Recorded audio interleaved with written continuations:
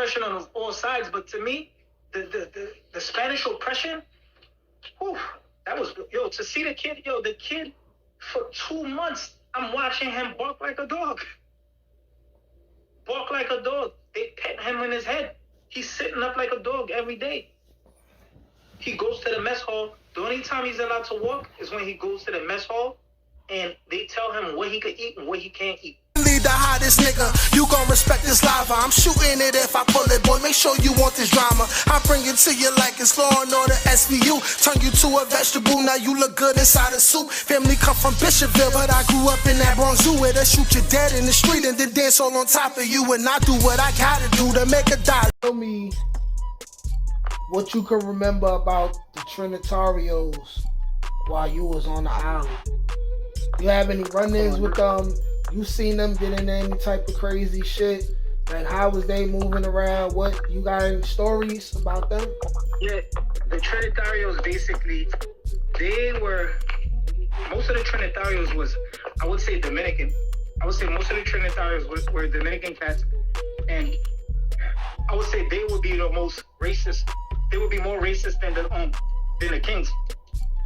Them, they were the super oppressors.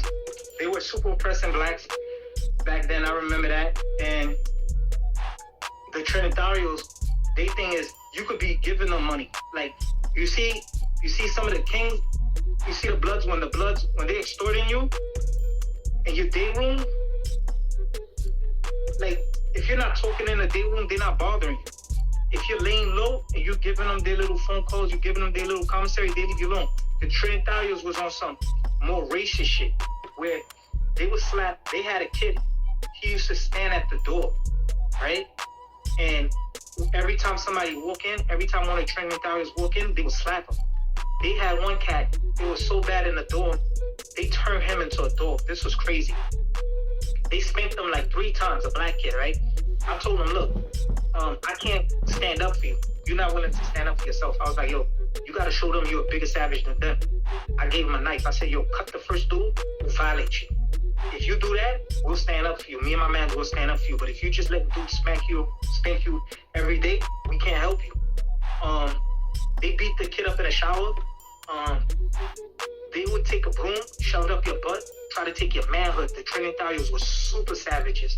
After they beat the kid was never allowed to stand. The kid didn't stand up. They would tell him he is to stay on all 4 like a dog.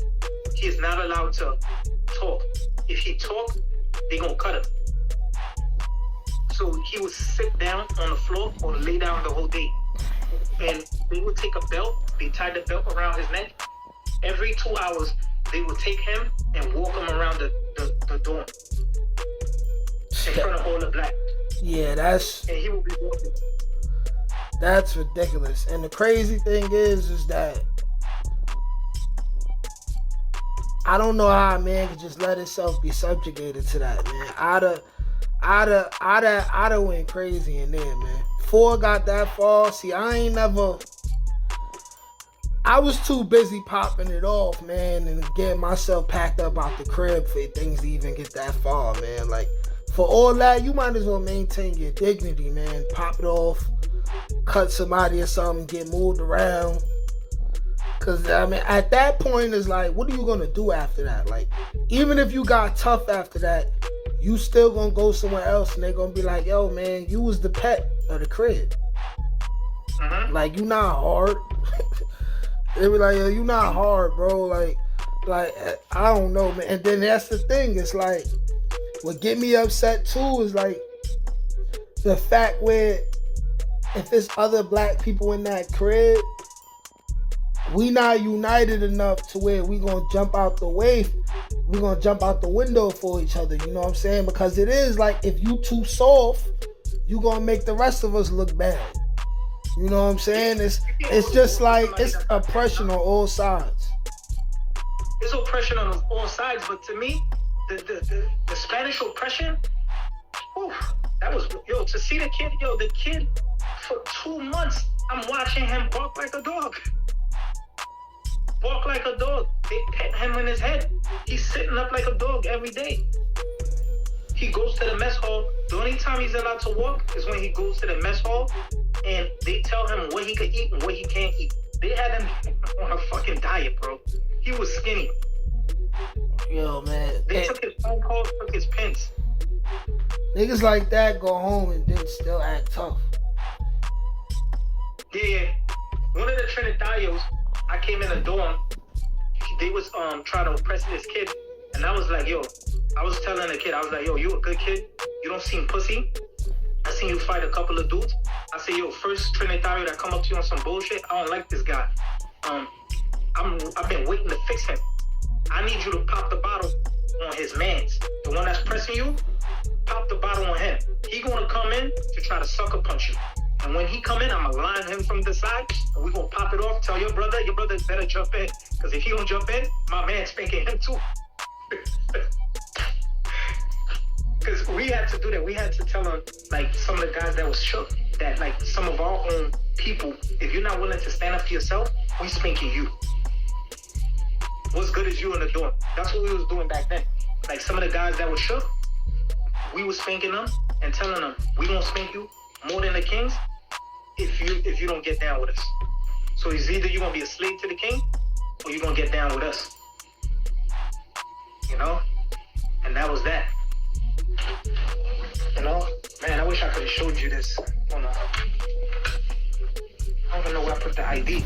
But damn, I had the photo, I had an autograph from this kid. It was a guy from Rikers. They had did a story on him back in the days. Yeah, where I put this shit? But yeah.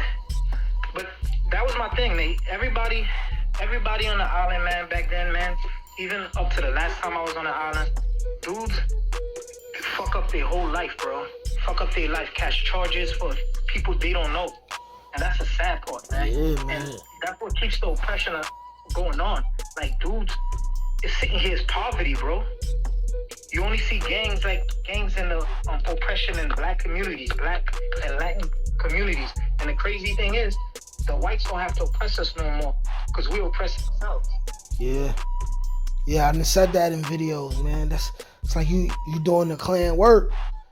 You doing the Klan work. Like, I be referring to Bloods and Crips, you know what I'm saying? It's like, you know what I mean? Like the black KKK for real. Yeah. Cause you doing all they work. They could just do they little on the low shit now.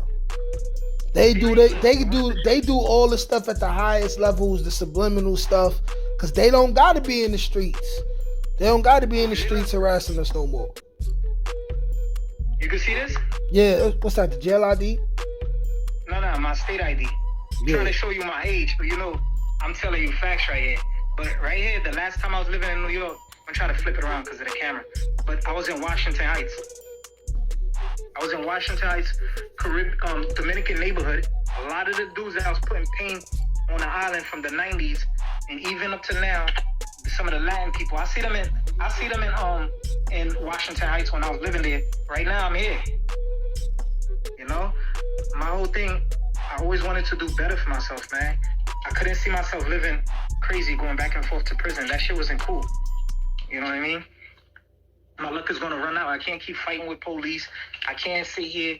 My man's got beef. I'm running, doing missions. Eventually, I'm either get killed or go to prison. Yeah, that shit whack. You know? Yeah. That shit whack, bro. Word, man. Word. So,